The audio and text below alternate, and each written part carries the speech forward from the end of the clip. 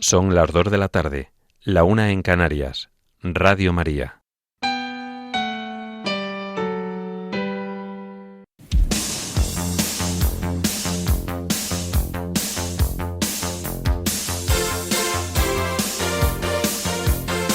Servicios informativos de Radio María.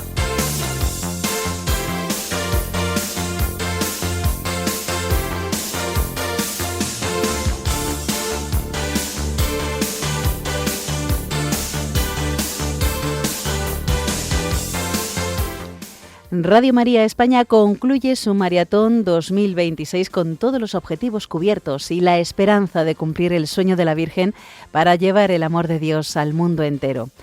Irán anuncia oficialmente un mecanismo para cobrar peajes a embarcaciones en el estrecho de Ormuz. Y en España, el Partido Popular gana las elecciones de Andalucía, aunque se queda a 2 escaños de la mayoría absoluta, y el Partido Socialista empeora los resultados de los anteriores comicios al perder 2 escaños. Estas y otras noticias en el informativo que ahora comenzamos. Buenas tardes.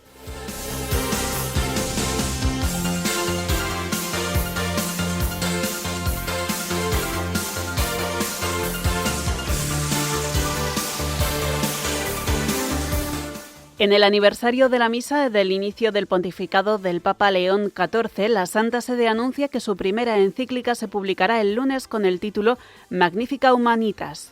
La Iglesia Católica de México pide que no se normalice la crisis de desapariciones en el país. La Conferencia Episcopal Española entrega los premios Bravo 2025 reconociendo la labor de profesionales de la comunicación al servicio de la dignidad humana y los valores evangélicos. La Hermandad Obrera de Acción Católica de Córdoba celebra su jornada anual en el Santuario de la Virgen de Linares con una llamada a participar para transformar. Mueren 5 personas y 15 resultan heridas en nuevos ataques de Israel contra el Líbano. Ruanda asegura no tener casos de ébola, pero anuncia el refuerzo de sus controles en la frontera con la República Democrática del Congo. En España, los médicos vuelven a parar por 4ª vez este año sin que avancen las negociaciones con el Ministerio de Sanidad. El pago en comercios físicos con Bizum comienza a aplicarse de forma gradual desde hoy. Y en deportes, las españolas Paula Barceló y María Cantero se proclaman subcampeonas del mundo de vela 49 49er FX.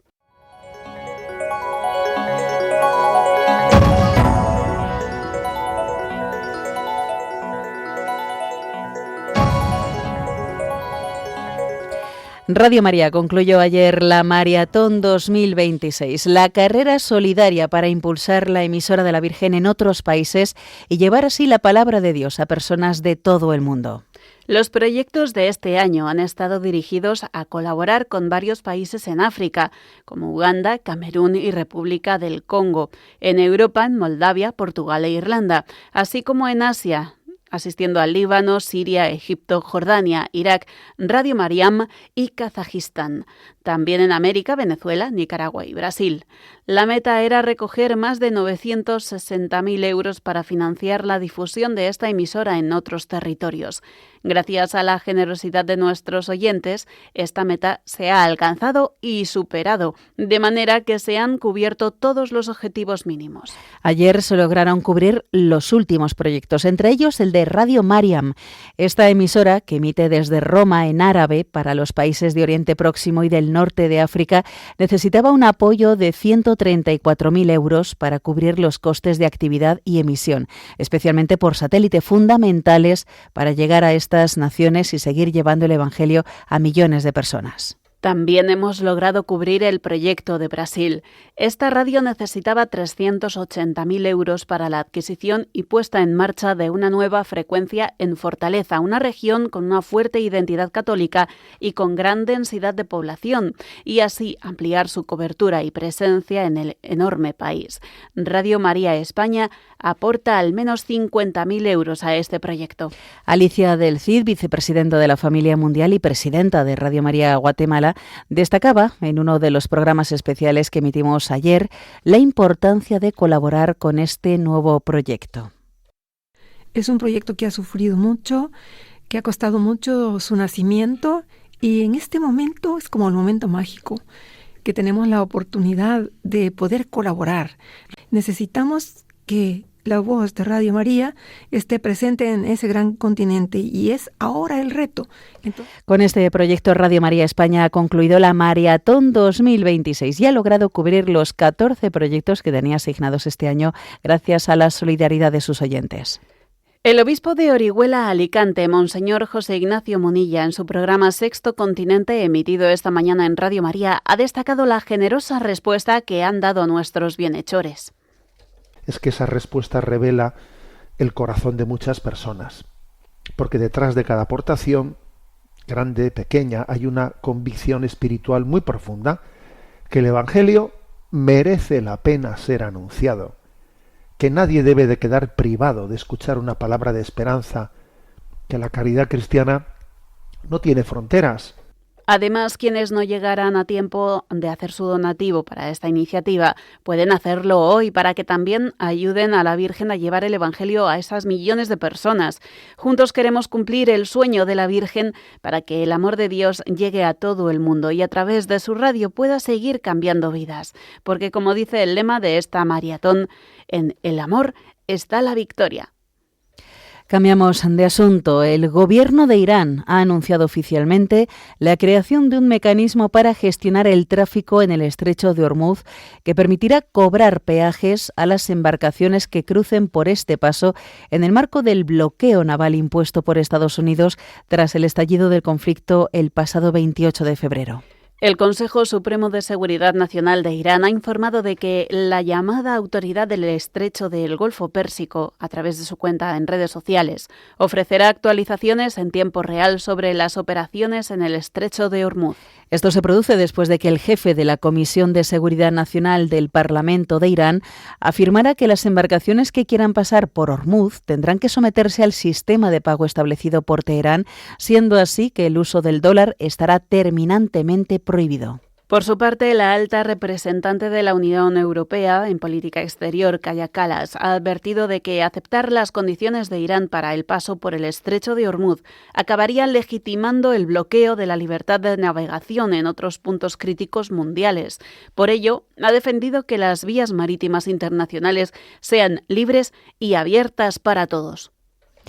Aquí en España, el Partido Popular que dirige Juanma Moreno ha ganado las elecciones autonómicas en Andalucía celebradas ayer, pero no ha logrado revalidar la mayoría absoluta que tenía hasta ahora, ya que ha obtenido 53 escaños, es decir, 2 menos de los necesarios. Por su parte, el Partido Socialista, con María Jesús Montero de candidata, ha obtenido su peor resultado histórico en la comunidad, feudo tradicional para los socialistas. Se queda con 28 diputados, 2 menos de los que había logrado en el año 2022 su antecesor en el cargo, Juan Espadas. En el caso de Vox sube ligeramente y consigue 15 escaños, que es uno más de los que tenía hasta ahora. Sin embargo, parece que será pieza clave para que haya gobierno de Juanma Moreno, quien necesitará pactar con ellos, ya que esta formación ya ha avanzado, que no se van a abstener. El partido anticapitalista y andalucista Adelante Andalucía ha roto todos los pronósticos y se ha convertido en la cuarta fuerza en la comunidad con una gran subida al lograr 8 diputados, cuando hasta ahora solo tenía 2. Al conseguir representación en 6 de las 8 provincias, ha sido elemento clave para que no haya mayoría absoluta. Por último, la coalición de izquierdas por Andalucía, en la que se integran Izquierda Unida, el Movimiento Sumar y Podemos, que está liderada por el coordinador federal de Izquierda Unida, Antonio Maillo, queda relegada a la última posición en el Parlamento andaluz con 5 diputados, los mismos que tenía, e incluso pierde votantes a pesar del importante aumento de participación.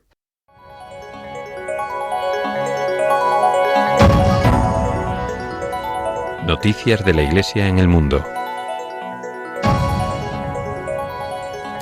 Hoy el Papa León XIV celebra el aniversario de la misa de inicio de su pontificado.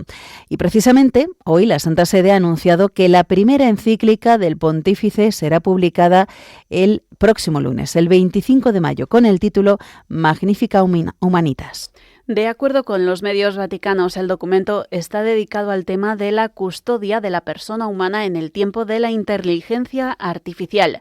lleva la firma del Papa León XIV con fecha del 15 de mayo, coincidiendo con el 135 aniversario de la promulgación de la encíclica Rerum Novarum de León XIII. Como ha informado la oficina de prensa de la Santa Sede, la encíclica será presentada el lunes a las 11:30 de la mañana en el aula del Sínodo. Contará con la presencia del Romano Pontífice y además intervendrán como ponentes el prefecto del Dicasterio para la Doctrina de la Fe, el cardenal Víctor Manuel Fernández, y el prefecto del Dicasterio para el Servicio del Desarrollo Humano Integral, el cardenal Michael Charney.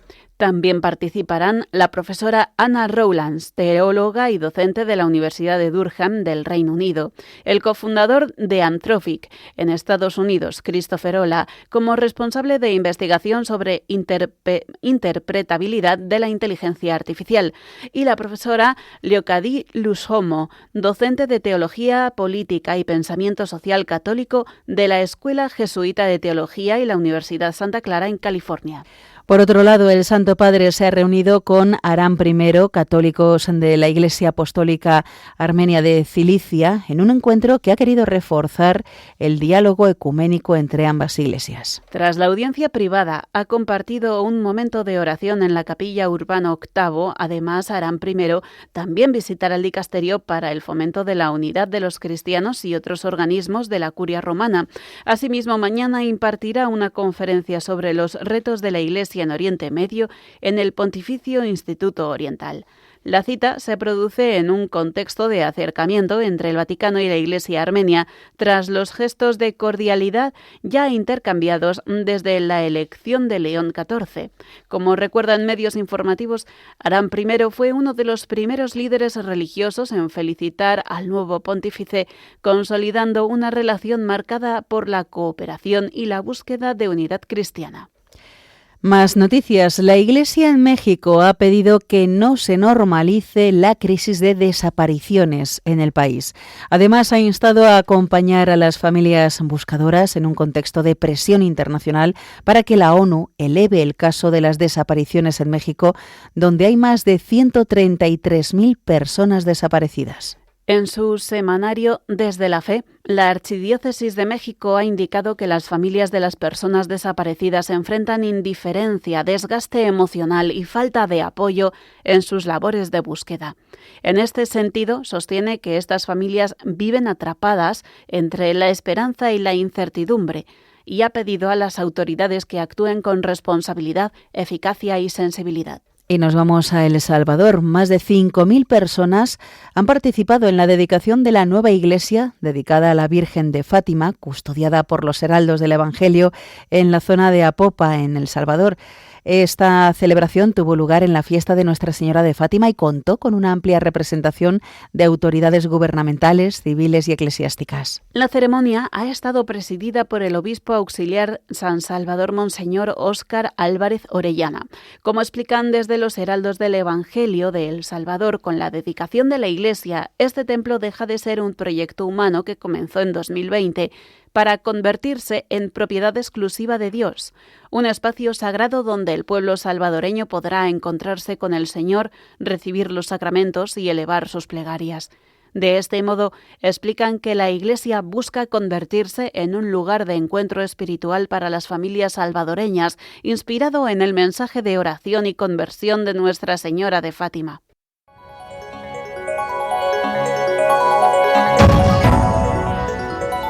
Noticias de la Iglesia en España. Esta mañana la Conferencia Episcopal Española ha entregado los Premios Bravo 2025 en su sede de Madrid.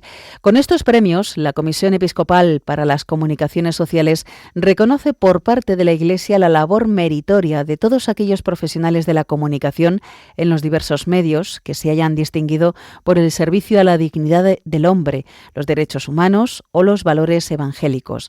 Así lo ha destacado el presidente de esta comisión y obispo de Cartagena, Monseñor José Manuel Lorca Planes, al comienzo de la entrega de estos premios. Este acontecimiento de reconocer los valores y sobre todo la dimensión humana de los que estáis trabajando en los medios de comunicación todos los días. Que sea un día de fiesta, para nosotros lo es, y que sea una oportunidad también de encuentro y de dar gracias también por todas las buenas cosas que cada día ustedes nos transmiten. Estos galardones se otorgan tradicionalmente en torno a la Jornada Mundial de las Comunicaciones Sociales, celebrada ayer, coincidiendo con la fiesta de la Ascensión del Señor. A ello se ha referido el presidente de la Conferencia Episcopal Española y el arzobispo de Valladolid, Monseñor Luis Argüello. Después del Día de la Ascensión, que es la Jornada de las Comunicaciones Sociales y es lo que da ocasión a tener este encuentro, supone un giro, el giro de una invocación. Una invocación, decir, ven Espíritu Santo. Porque nosotros creemos que la belleza que surge de la comunicación de la verdad y de la búsqueda del bien tiene en sí misma una potencia, ¿no?, que los creyentes decimos que tiene que ver con la acción del Espíritu Santo. El premio Bravo especial ha sido concedido al periodista Fernando Onega, quien fuera director de prensa de la presidencia del gobierno de Adolfo Suárez y autor de gran parte de sus discursos. Por otro lado, el premio Bravo de prensa es para el novelista español Javier Cercas, actualmente colaborador del diario El País y miembro de la Real Academia Española. El premio de radio ha sido otorgado a la Fundación COPE y el de televisión al presentador José Luis Pérez, de 13. En otras categorías, el premio Bravo de comunicación digital ha sido para la iniciativa Adopta un comercio de la agencia Siberia y el de publicidad se ha concedido a la campaña Tan como tú, que la agencia Contrapunto BB2 realizó para la Asociación Down España. También se ha otorgado los premios Bravo de Cine a la directora Alauda Ruiz de Azúa por la película Los Domingos, el de música a Rosalía por el álbum Lux y el de podcast al comunicador Carlos Roca por el podcast Roca Project. Finalmente, el premio Bravo de Comunicación Diocesana ha sido para Eva Cañas y María Criado, delegadas de comunicación de la Diócesis de Ciudad Rodrigo. Tras la entrega de premios, el presidente de la Comisión Episcopal para las Comunicaciones Sociales, Monseñor José Manuel Lorca, ha dirigido a su discurso y, entre otras cosas, ha resaltado que este acto hace visible la mano tendida de la Iglesia al mundo de la comunicación en sus diversas facetas.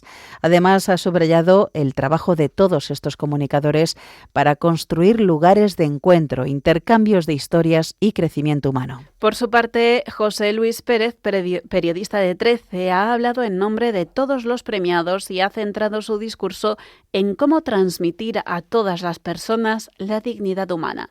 Así ha afirmado que la buena comunicación de la dignidad humana no halaga el poder, sino que busca la unidad, los valores, la verdad y, por encima de todas las cosas, el amor. En este sentido, ha señalado que la clave de esta comunicación está en poder poner en primer lugar siempre a la persona. Antes de este acto de los premios Bravo, la sede de la Conferencia Episcopal Española ha acogido un encuentro entre representantes de la Conferencia Episcopal y los secretarios generales de los sindicatos, comisiones obreras y la Unión General de Trabajadores. Como informan desde Conferencia Episcopal, la reunión promovida por el Departamento de Pastoral del Trabajo nace con el objetivo de fortalecer la colaboración y el diálogo entre la Iglesia y el mundo del trabajo en un momento de profundos cambios sociales, económicos y laborales. Entre los participantes han estado el presidente y arzobispo de Valladolid, Monseñor Luis Argüello, el obispo de Ciudad Real como presidente de la Subcomisión de Acción Caritativa y Social y responsable de la Pastoral del Trabajo, Monseñor Abilio Martínez, y el obispo de Mondoñedo Ferrol, Monseñor Fernando García, quien es el presidente de la Subcomisión de Migraciones y Movilidad Humana. Entre los temas que se han abordado están los desafíos derivados de la precariedad y la transformación tecnológica. También la situación de las personas migrantes, de las mujeres, el empleo juvenil, así como la salud laboral o la dignidad del trabajo humano en el contexto actual. Por su parte, la Hermandad Obrera de Acción Católica de Córdoba ha celebrado este fin de semana su jornada anual en el Santuario de la Virgen de Linares.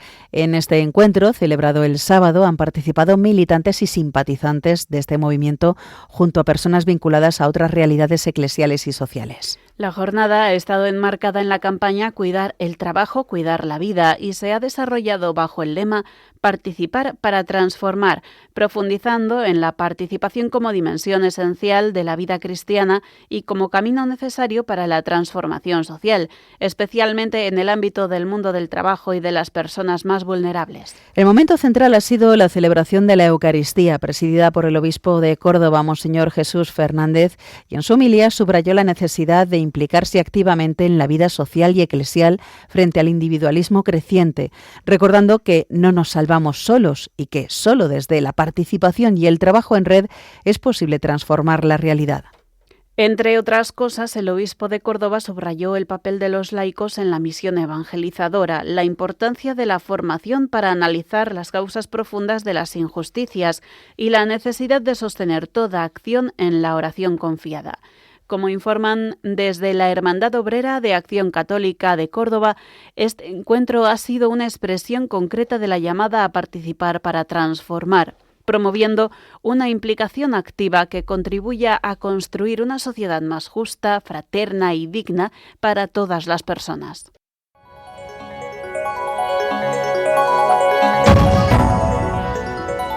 Información internacional.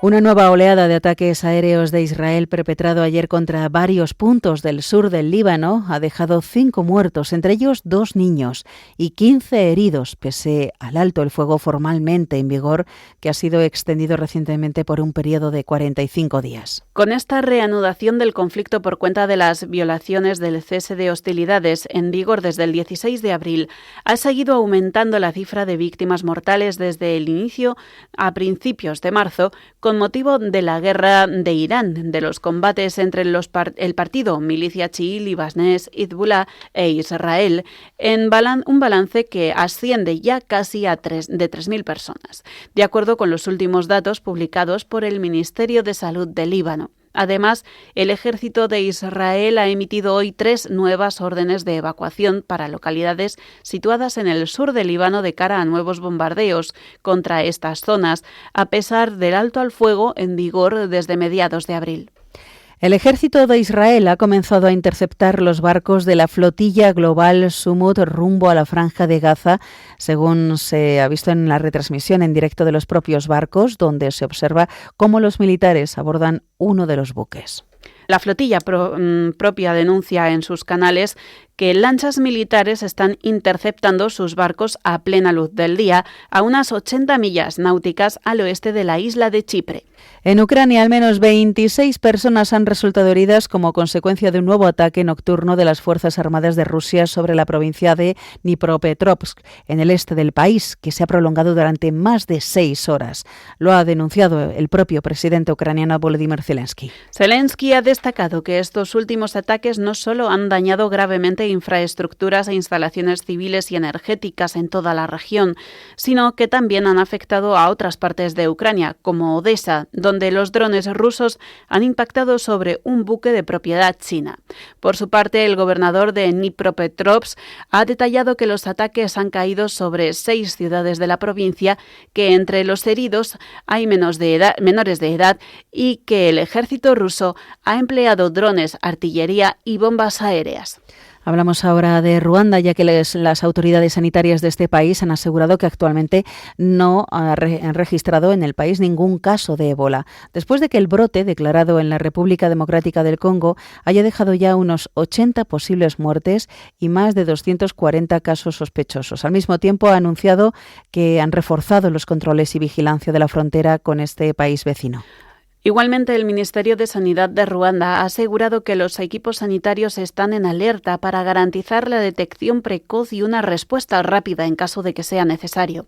Asimismo, Ruanda ha recalcado que seguirá colaborando con los socios nacionales, regionales e internacionales para proteger la salud y seguridad de su población. En este contexto, la misión de estabilización de las Naciones Unidas en la República Democrática del Congo ha ofrecido su ayuda al gobierno congoleño y a la Organización Mundial de la Salud en su respuesta contra este brote de ébola en el este del país, que ya hemos dicho que ha causado más de 80 muertos. Por su parte, el gobierno de Uganda ha pospuesto la celebración del Día de los Mártires, un evento religioso que suele congregar a una multitud cada 3 de junio por temor al brote de ébola, que ya se ha cobrado una vida en este país. El presidente de Uganda ha animado a quienes ya habían iniciado el viaje a regresar a casa, a seguir observando las medidas de precaución, a informar sobre cualquier persona enferma y a quienes estén enfermos, animarlos a buscar atención médica.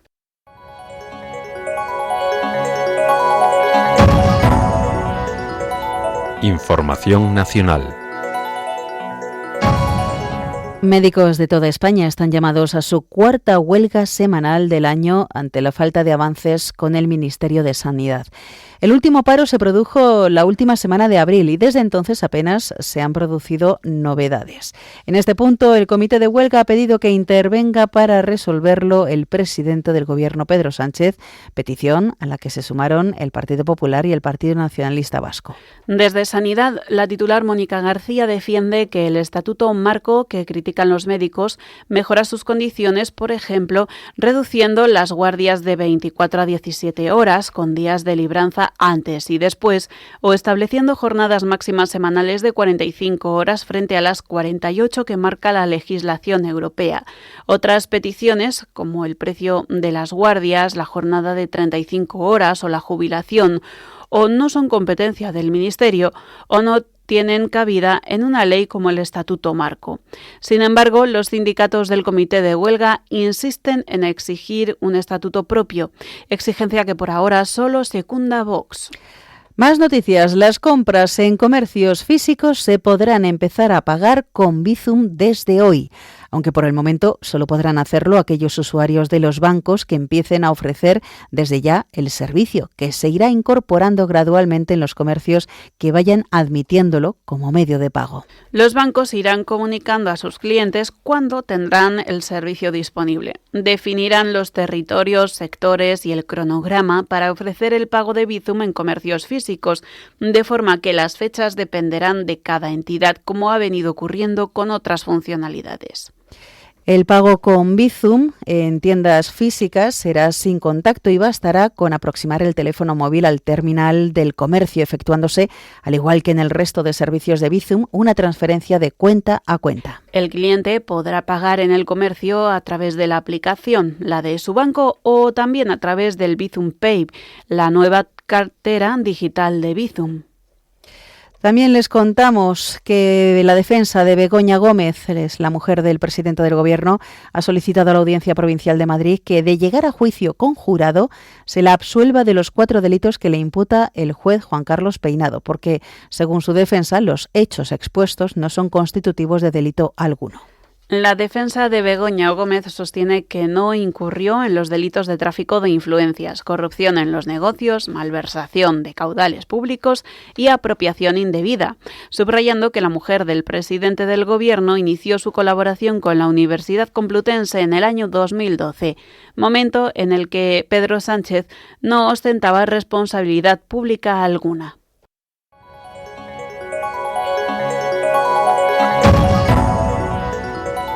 Información deportiva.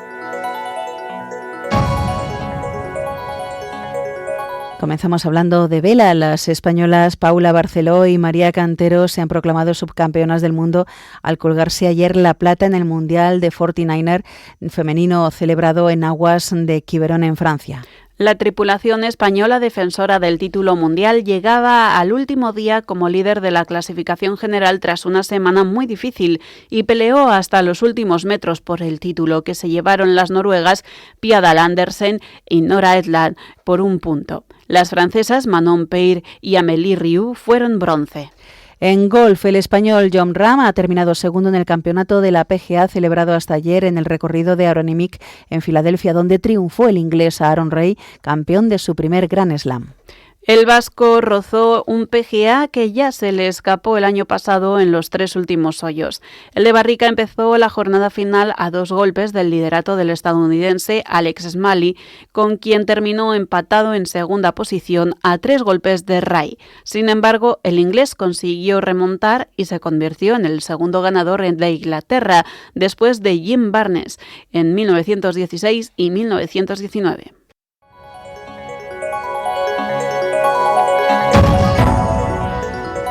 Noticias autonómicas. Nos vamos hasta Navarra, donde se ha desatado una importante grieta en el seno del Gobierno tras tumbar Geroa Bai el plan del consejero de Educación Carlos Gimeno para cerrar 14 unidades o aulas en los centros concertados el próximo curso. Nos lo cuenta desde Pamplona nuestro corresponsal Miguel Ángel Irigaray. Muy buenas tardes. Hola, muy buenas tardes. Efectivamente, llevamos semanas de polémica en torno a una orden foral impulsada por el consejero de Educación de Navarra, Carlos Gimeno, que pretendía suprimir 14 unidades o aulas en la red de educación concertada para el próximo curso académico. El departamento ha justificado su decisión principalmente en un argumento de eficiencia y adecuación de la oferta a la realidad demográfica. Entre otros motivos, se alude a la bajada de la natalidad en Navarra, que según Educación ha provocado una caída cercana al 20% en el alumnado potencial del segundo ciclo de educación infantil en los últimos años, por lo que el número de plazas disponibles excede de modo significativo la demanda real y eso crea un excedente de oferta. Según el consejero Gimeno, su departamento no está para financiar aulas vacías o semivacías, por lo que entiende que en un contexto de recursos limitados, destinar dinero público a sostener unidades con muy pocos alumnos en centros concertados no es eficiente ni sostenible. Esto por decir solo algunos de los argumentos empleados, porque hay más. La controversia se ha dado y se dio y aumentó, entre otras cosas, porque, aunque se planteó el cierre en la concertada, se anunció que ningún aula de la red pública se vería afectada, sino que mantendría los niveles actuales en dicha red. La medida ha puesto al límite la estabilidad del Ejecutivo foral porque algunos sectores críticos y socios de gobierno, sobre todo y desde el principio Geroa Bai, han cuestionado la falta de consenso con los centros afectados, entre ellos ikastolas y colegios con concierto. La tensión alcanzó su punto máximo el pasado jueves 14 de mayo cuando el Parlamento de Navarra votó en contra de la decisión del departamento de Gimeno, con los votos de Unión del Pueblo Navarro, Partido Popular, Vox y su antigua parlamentaria, ahora adscrita, Maite Nosti, unido, ojo al dato, a la abstención de Geroa Bai y EH Bildu, partido este último del que llama la atención su aquiescencia siquiera pasiva con la iniciativa legal presentada por UPN para derogar la orden foral de educación. El único socio que votó a favor de la posición del Ejecutivo de Chivite en este tema fue Contigo Surekin, con lo que esta votación no solo ha bloqueado la ejecución del cierre programado de las 14 aulas, sino que ha abierto una crisis interna dentro del gobierno de coalición al quedar desautorizada la línea de actuación del consejero. Aunque las consecuencias son inciertas, algunos comentarios también indican que a ninguno de los socios actuales del gobierno le interesa la ruptura con el Ejecutivo, pero en todo caso habrá que seguir con atención cómo devienen los acontecimientos. Y por otro lado, Pamplona ha presentado su candidatura a la capitalidad de la economía social 2026. Cuéntanos, Miguel Ángel. Sí, así es. Pamplona se postula como candidata a la Capitalidad de Economía Social 2026, una iniciativa impulsada por el Ministerio de Trabajo y Economía Social en colaboración con el sector de la economía social para reconocer y visibilizar el papel de este modelo empresarial en el desarrollo económico y social del país. El Ayuntamiento de Pamplona ha presentado la candidatura que cuenta con un amplio apoyo institucional en Navarra y la documentación requerida para poder concurrir a este reconocimiento. Se espera que la resolución de la candidatura sea comunicada por el Ministerio de Trabajo y Economía Social durante el mes de septiembre. Y terminamos comentando que tras conocerse hace unos días el cartel que anunciará los Sanfermines 2026, ha quedado abierto el plazo para proponer a la persona o entidad encargada de lanzar el chupinazo el próximo 6 de julio. La presentación de candidaturas se lleva a cabo desde el 11 al 22 de mayo y las propuestas son realizadas exclusivamente por los colectivos y asociaciones que integran la Mesa General de los Sanfermines. El 27 de mayo, la Mesa General de los Sanfermines realizará una votación para seleccionar un máximo de 5 candidaturas finalistas. Entre el 2 y el 15 de junio se realizará la votación popular, donde los ciudadanos empadronados en Pamplona elegirán al ganador definitivo, y el 17 de junio será la proclamación oficial del protagonista encargado de prender la mecha el día 6 de julio. Nada más, es todo desde Pamplona. Saludos, muy buenas tardes. Gracias, Miguel Ángel, por toda esta información. Hasta la semana que viene. Y finalizamos con la previsión del tiempo realizada por Miriam Herraiz. Esta tarde tendremos cielos variables en la mayor parte de España, con precipitaciones débiles en el litoral mediterráneo y en puntos del norte, así como en el sistema central. El viento soplará con fuerza en Canarias y el litoral gallego. El mar va a estar alterado en las Islas Canarias orientales, en la costa gallega y en la Cantábrica. En cuanto a las temperaturas, las máximas van a ir en aumento. Y mañana martes amaneceremos con nieblas en puntos de Cataluña, en el Estrecho y el norte de Castellón. De nuevo será una jornada de cielos variables con nubosidad más probables, con precipitaciones débiles en zonas de la mitad norte, Castellón, el sur de Tarragona y los Pirineos, con alguna tormenta ocasional. El viento va a soplar fuerte en el noroeste peninsular y en el archipiélago canario. Las temperaturas van a ir en ligero ascenso.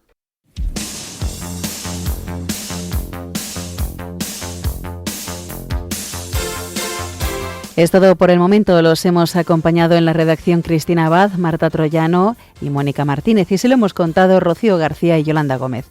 Más noticias esta noche a las 10, a las 9 en Canarias.